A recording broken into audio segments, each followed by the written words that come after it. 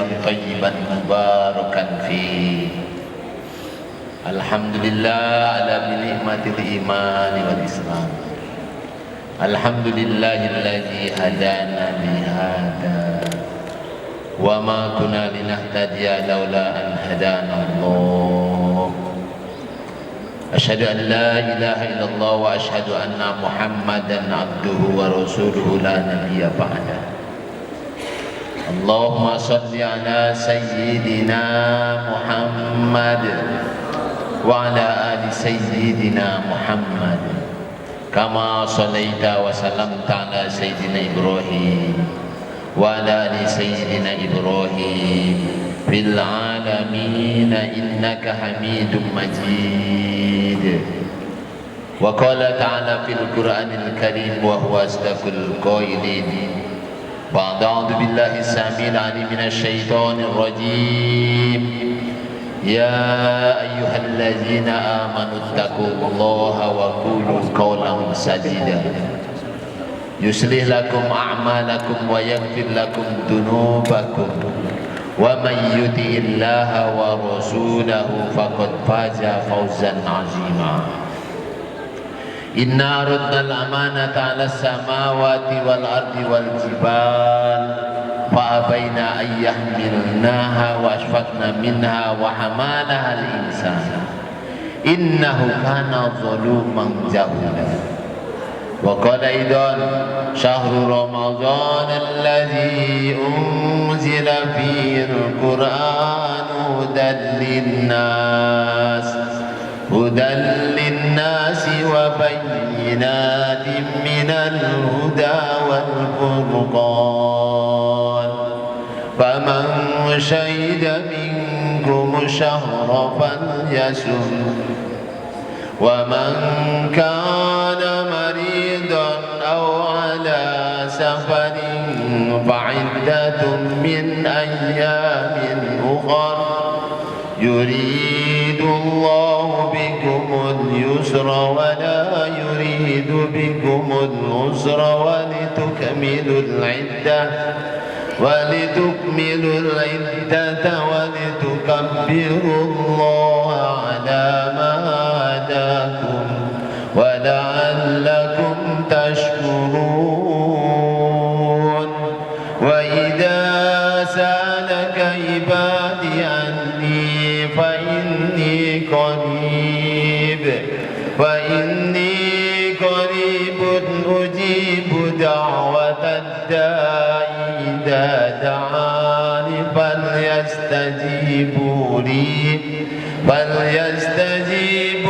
لي وليؤمنوا بي لعلهم يرشدون. وقال النبي صلى الله عليه وسلم: كل أمتي يدخلون الجنة إلا من أبى. قيل ومن يأبى يا رسول الله؟ قال: من أطاعني دخل الجنة ومن عصاني فقد أبى. وقال أيضا: من تمسك بسنتي عند الفساد أمتي فله أجر 100 شهيد. وقال أيضا: بلغوا عني ولو آية. صدق الله العظيم وصدق رسوله النبي الكريم ونحن على ذلك من الشاهدين والشاكرين والحمد لله رب العالمين. Alhamdulillah, yang kami hormati Ketua Panitia hadir di tempat ini. Alhamdulillah, Masya Allah, ini karunia yang besar. Yang kami hormati juga adik kami MC Master Seremoni, pelaku membawa acara. Karena dengan izinnya dia, atas kehendaknya Allah, saya, kami dan teman-teman ini, saudara, bisa menyampaikan satu perkara yang sangat penting. Maka insya Allah kita tawajuh, dengarkan sungguh-sungguh dengan adab-adab taklim. Yang pertama, kita niatkan bahwa kita datang di tempat yang mulia ini untuk mencari ridha Allah Subhanahu wa Ta'ala. Yang kedua, kenapa kita harus syukuri bahwa ini majelis yang besar, majelis yang agung. Setiap perkara yang dibicarakan keagungan Allah, kehebatan Allah ini diagungkan oleh yang Maha Agung, yaitu Allah Subhanahu wa Ta'ala. Karena akan kita buka dengan membacakan kita sama-sama Bismillahirrahmanirrahim. Hadirin yang dirahmati Allah Subhanahu wa Ta'ala, maka dalam kesempatan ini di bulan yang sangat mulia ini kita bersyukur. Yang seharusnya adik-adik yang saya cintai, yang saya sayang ini mungkin tadi siang ada yang puasa semuanya. Alhamdulillah, Masya Allah. Ini puasa kesempatan, karena puasa ini satu perkara bulan yang dibuka pintu surga oleh Allah Subhanahu wa Ta'ala, ditutupnya pintu neraka, setan-setan dibelenggu.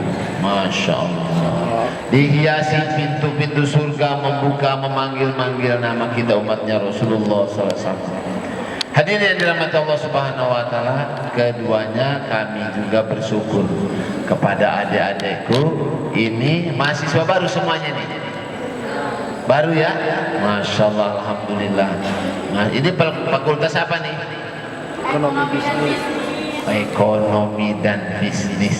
Nah, ini ekonomi dan bisnis. Maka hadirin yang dirahmati Allah Subhanahu wa Ta'ala, laki-lakinya sedikit aja nih, ekonomi dan bisnis ya. Masya Allah, bisnis ekonomi ini memang ada usaha-usaha dibuat sama Rasulullah. Di mana dibuatnya? Maka pelaku-pelaku ekonomi ini insya Allah ini bakal jadi orang yang paling sukses di Indonesia ini, bahkan di dunia.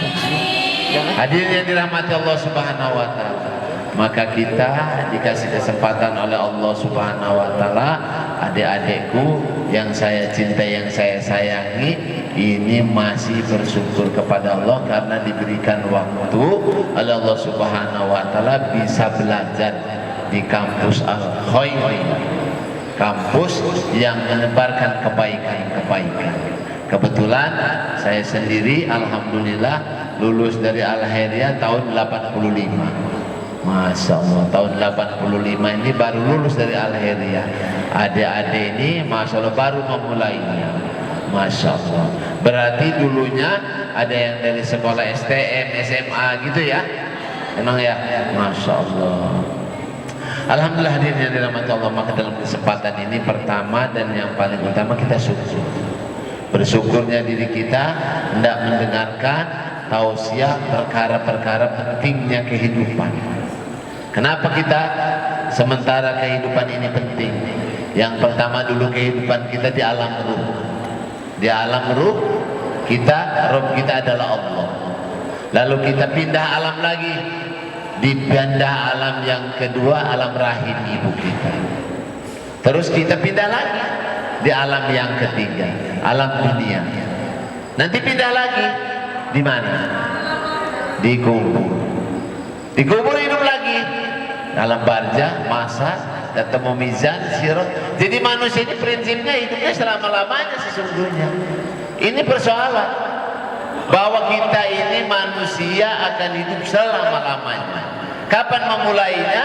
Setelah kita dimatikan oleh Allah Subhanahu wa Ta'ala, kullu nafsin dha'iqatul maut, bahwa setiap yang bernyawa akan mengalami kematian. Kematian itu sebentar aja, dha'iqo, mengalami. Berarti setelah mengalami kematian akan hidup lagi. Di mana? Alam yang selama-lamanya. Maka kesempatan di umur 60-70 tahun ini kita membawa bekal yang pasti. Maka apa bekalnya? Nah, apalagi jurusan ekonomi. Ada dalam hadis baginda Nabi, tidak akan pernah bergeser kaki seorang hamba sebelum ditanya 4 perkara. Nah, ini bekalnya. Akan ditanya nanti. Tidak bergeser kata Nabi kaki seorang hamba sebelum ditanya 4 perkara. Apa? Ketika umur yang Allah berikan sama kita buat apa? Buat belajar. Buat belajar ekonomi dan bisnis apa saja ilmunya ini. Maka bagaimana orang yang belajar ekonomi dan bisnis, wawasannya begitu luas, pengetahuannya penting. Tapi ada yang lebih penting lagi, supaya kita jadi lurus. Karena usaha ini ada 3. Usaha di dalam diri manusia di dunia ini selama kita hidup ini, ada yang pertama tuh tadi sudah diterangkan. Yang pertama, umur kamu untuk apa, masa muda untuk gunakan untuk apa, harta yang kamu dapat untuk apa, dan kamu belanjakan untuk apa. Yang keempatnya, ilmu yang mana yang sudah kamu ajarkan. Nah sekarang ini persoalannya, maka kita usaha berbagai macam usaha. Kalau ekonomi dan bisnis kita mengusahakan, berhasilnya nanti ada peningkatan ekonomi. Kalau orang membuka pendidikan, hasil daripada pendidikan itu para sarjana, orang yang berwawasan, pengetahuan, ada teknik dan lain sebagainya, itu pendidikan. Kalau pabrik baja di Krakatau Steel, usahanya menghasilkan baja. Kalau di Chandra Asri, di Cilegon pabrik kimia, menghasilkannya biji plastik. Nah kalau kita sekarang ini belajar ilmu, maka akan mendapatkan pengetahuan. Maka supaya ilmu kita ini lurus, apa bekal yang pertama harus kita perbaiki? Ini nih kesempatan. Jadi adik-adik duduk sebentar ini, berarti waktu kita dari jam berapa sekarang? Jam 21.30 sampai jam 11. No. Siap yang mendengarkannya? Siap? Allah, nggak ngantuk dong? Siap, oke. Insya Allah nggak ngantuk. Karena perkara penting, biar adik-adik tahu apa sih yang penting. Di antara yang lebih penting semua ini, ada semuanya penting. Nah sekarang kita pelajari dulu. Yang pertama, usaha ini ada 3. Yang pertama, usaha atas kepala. Usahanya atas kepala. Yang kedua, atas perut. Yang ketiganya, atas dada. Kalau kepala nih mengusahakannya supaya menyempurnakan pola pikir, adik-adik dari SD sampai SMP, dari ibtidaiyah sampai sanawiyah sampai aliyah sampai kuliah sekarang. Subhanallah nih. Ini bagaimana untuk menyempurnakan pola pikir. Ekonomi, bisnis dipahami dengan pemikiran kita. Maka supaya kita belajar, supaya pikiran kita menjadi pintar dan cerdas, menambah wawasan, sehingga bisa action mengambil keputusan dalam perbisnisan dan perekonomiannya itu. Maka belajar dari sekarang. Karena kata Nabi, thalabul ilmi faridatun ala kulli muslimin wal muslimah. Mencari ilmu itu wajib hukumnya. Bagaimana kata Nabi sallallahu alaihi wasallam, man aroda dunya fa alaihi bil ilmi, man aroda al-akhirah fa alaihi bil ilmi, wa man arodahuma fa alaihi bil ilmi.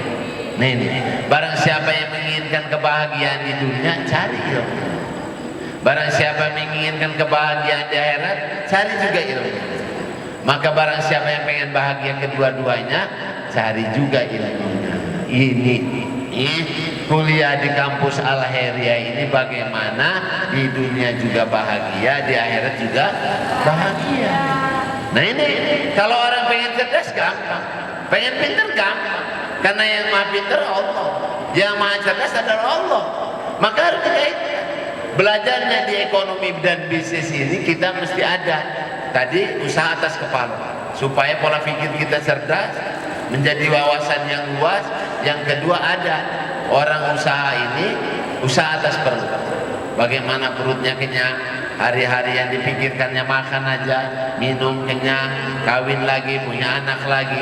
Ini seperti hewan yang dipikirkannya makan, tidur, kelon, kawin lagi, punya anak.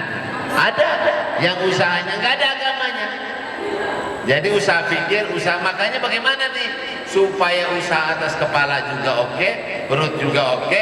Nah ada satu yang diajarkan oleh baginda Nabi kita, kekasih kita Nabi Muhammad Sallallahu Alaihi Wasallam. Karena malam ini judulnya mensuri tauladani baginda Nabi Sallallahu Alaihi Wasallam. Sekarang kita belajar, buat apa sih Nabi-Nabi diutus ke muka bumi ini? Pertama, udah tahu tuh. Pertama kata Allah, innama bu'istu liutammima makarimal akhlak. Sesungguhnya kami diutus ini untuk menyempurnakan akhlak. Subhanallah. Jadi akhlaknya apa nih? Ada 3 akhlaknya Rasulullah SAW. Laqad kana lakum fi Rasulillahi uswatun hasanah. Yang pertama, kata Allah, sesungguhnya baginda Nabi ini diutus untuk menyempurnakan akhlak yang hasanah. Tahu akhlakul hasanah? Akhlakul hasanah ini adik berbuat baik sama temennya yang sebelah. Berbuat baik nih, ngasih kopi, temannya kasih kopi lagi, itu baru hasanah. Kalau kita lebih baik apa yang diberikan oleh teman kita, innama bu'istu liutammima makarimal akhlaq, ini lebih tinggi daripada hasanah tadi. Ini akhlaknya Rasulullah. Baru kita pembukaan nih. Kenapa akhlaknya Rasul? Sesungguhnya innama bu'istu liutammima makarimal akhlaq. Kami diutus, kata Nabi SAW ini, untuk apa? Untuk menyempurnakan akhlakul karimah, lebih tinggi daripada akhlakul hasanah. Kalau Pak Ustadz ngasih sama kopi, sama adik ngasih kopi, ngasih rokok, ngasih makanan yang lainnya, itu lebih tinggi. Itu namanya akhlakul karimah. Ada lagi nih orang-orang al-heri yang tidak belajar nih, akhlak yang paling agung. Fa inna laka la'ala hulukin azim, kata Allah kepada baginda, sesungguhnya engkau Muhammad memiliki akhlak yang agung. Apa itu akhlak yang agung? Masya Allah, idfa' billati hiya ahsan, berbuat baik kepada orang yang tidak berbuat baik sama kita. Bisa tuh? Bisa nggak? Jadi ada orang nggak berbuat baik sama kita, kita tetap berbuat baik sama dia. Bisa nggak tuh kira-kira? Bisa? Bisa, orang al-akhirnya pasti bisa. Jadi pemaaf. Orang pemaaf ini dulu di zamannya sahabat radhiyallahu anhu kepada temannya di ahli surga. Namanya ada satu kisah yang kita buka nih, ada namanya Sa'ad bin Abi Waqqas. Dalam kitab Hayatus Sahabat ada Sa'ad yang lain. Maka Sa'ad ini ketemu sama Rasulullah. Dia setelah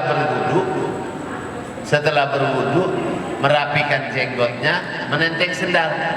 Maka mau ditaruh di penitipan sendal. Ketemu sama baginda Nabi. Kata baginda Nabi, dia ahli surga. Masya Allah, dia ahli surga. Besok ketemu lagi dalam waktu yang sama. Dia lagi setelah berwudu merapikan jenggotnya, menenteng sendal, mau ditaruh di penitipan. Maka ketemu lagi sama baginda Nabi, dia ahli surga. Masya Allah. Ini ada apa nih?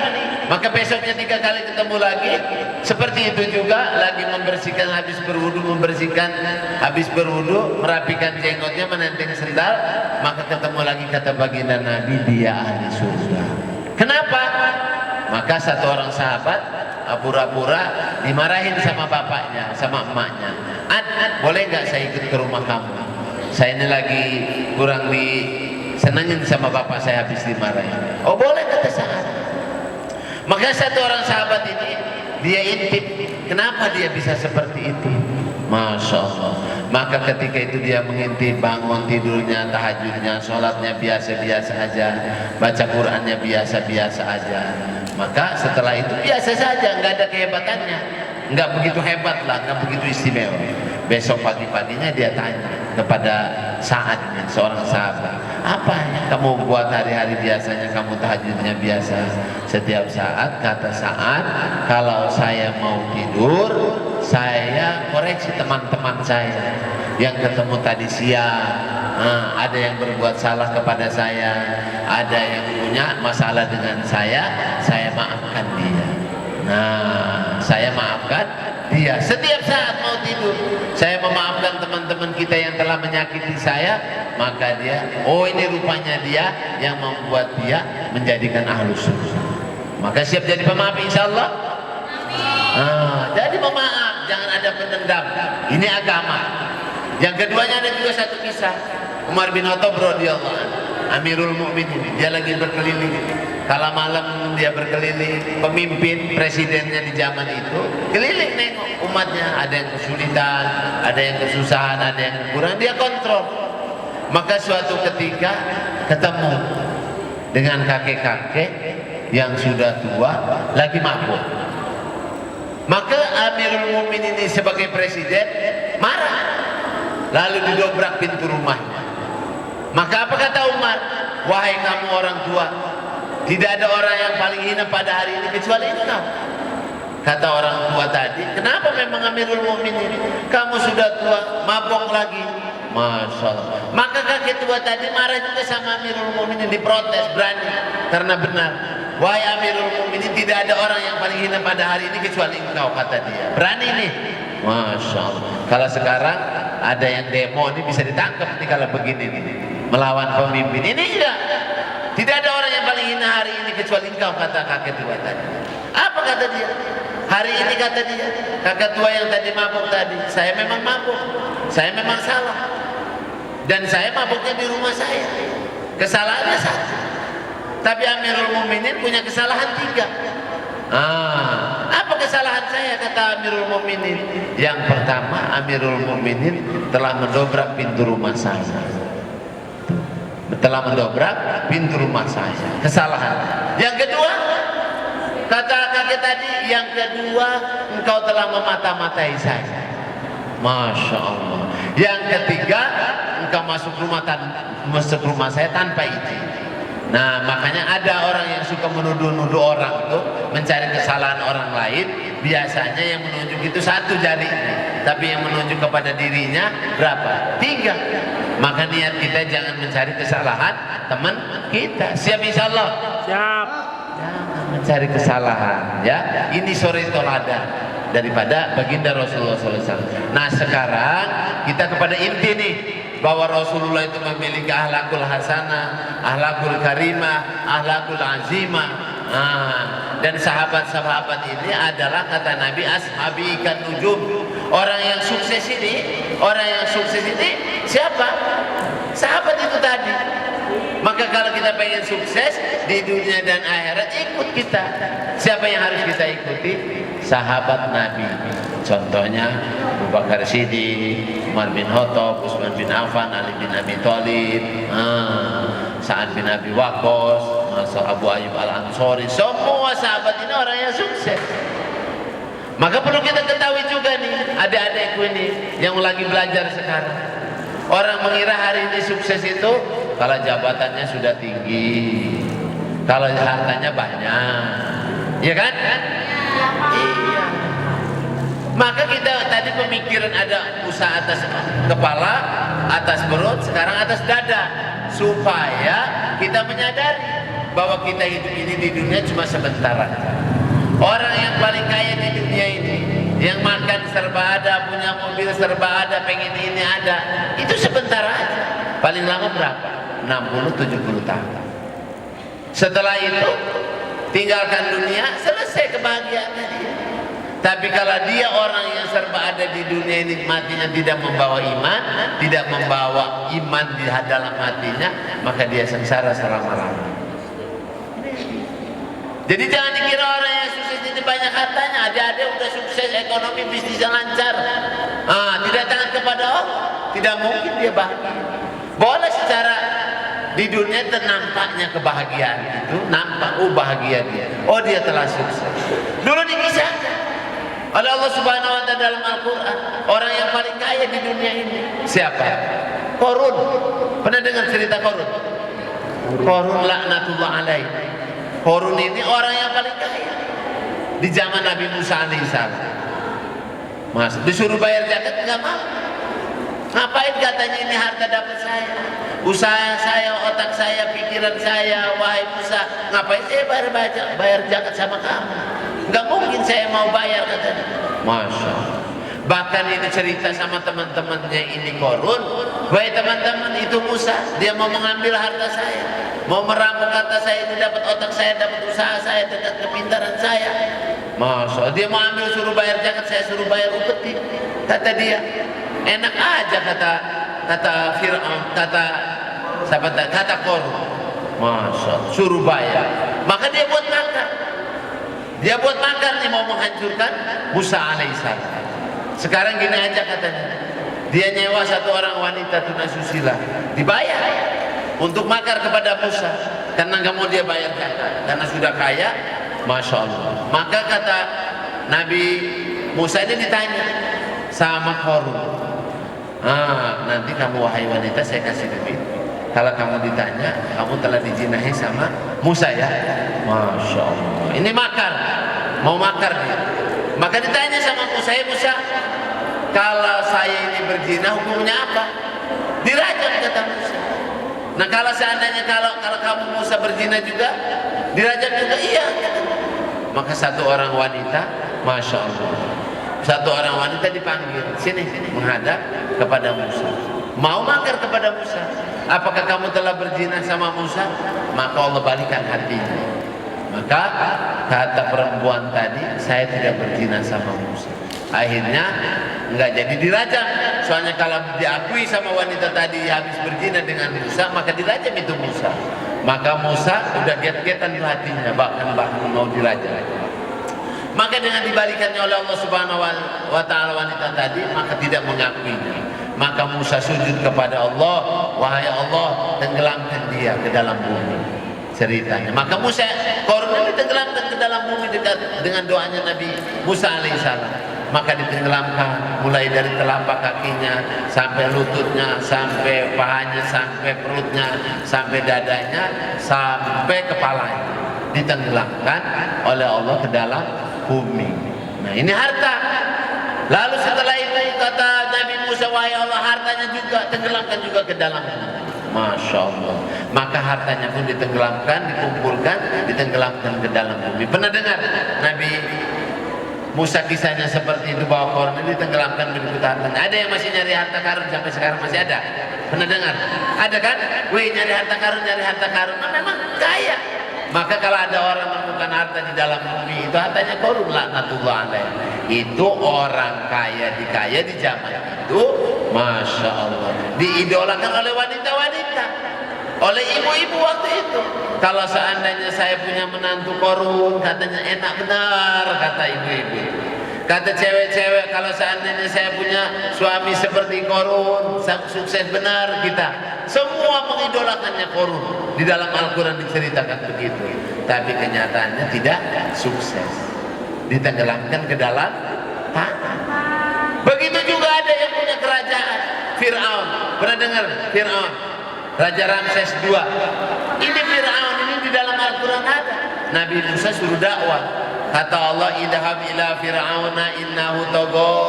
Wahai Musa, berangkat kamu ke Fir'aun karena dia telah melampaui batas. Masya Allah. Apa dia sukses? Tidak. Dia raja di raja, menguasai dunia di zamannya. Masya Allah. Dia tidak punya amal agama, maka dihinakan oleh Allah. Matinya ketika mengejar Nabi Musa alaihissalam dengan kaum Hawarinya di tengah lautan. Maka dikejar kata kaumnya Nabi Musa, "Inna lamudrakun." Celaka kita wahai Musa, ketangkap kita hari ini. Kanan kiri gunung, di belakangnya tentaranya, Fir'aun mengejar kita, di depan kita lautan. Maka kata Nabi Musa alaihissalam, "Kalla, tidak. Inna ma'ya rabbi sayahdin." Bahwa Tuhan saya bersama saya. Maka disuruh pukul itu, lautan dengan tongkatnya Nabi Musa masih terbelah menjadi 12 jalan. Maka begitu sudah menyeberangi, pasukan Fir'aun di tengah lautan, masya Allah, dengan bala tentaranya ditenggelamkan oleh Allah Subhanahu wa Ta'ala, dihinakan oleh Allah Subhanahu raja di saat itu. Bahkan dia pernah instruksikan kepada rakyatnya, "Ana rabbukumul a'la," saya adalah Tuhan kamu yang paling tinggi. Masya Allah, ada manusia ngaku Tuhan. Sampai detik ini saking hinanya, mayatnya masih ada di Mesir sana, di piramida sana. Enggak diterima sama bumi, enggak diterima sama lautan, masih ada sekarang mayatnya. Bahkan ada enggak orang-orang Indonesia yang namanya Fir'aun? Ada enggak? Ada? Ada. Barangkali Fir'aun kan raja hebat, raja di zaman itu. Udah namanya anak saya namanya Fir'aun aja, ada enggak? Enggak ada. Udah bumi nggak terima, lautan nggak terima, bahkan namanya nggak ada yang mau mengikutinya. Bahkan setan aja ketika dia deklarasikan mengaku dirinya Tuhan, setan itu lari daripada dia. Masya Allah. On, saya nggak pernah ngajarin kamu aku Tuhan. Saya aja nggak berani, kok kamu berani bener? Inilah manusia. Makanya satu orang yang punya tahta, yang punya harta ditenggelamkan, dihinakan oleh Allah Subhanahu wa Ta'ala. Karena dia tidak punya agama. Yang ketiga kasih contoh lagi, Namrud laknatullah alaih. Ini dia seorang raja juga. Maka dia makar juga kepada Nabi Ibrahim.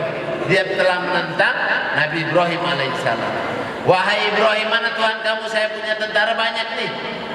Ini orang akhirnya dihina, dilecehkan, tetap tidak memberikan manfaat. Khairun nas anfa'uhum linnas.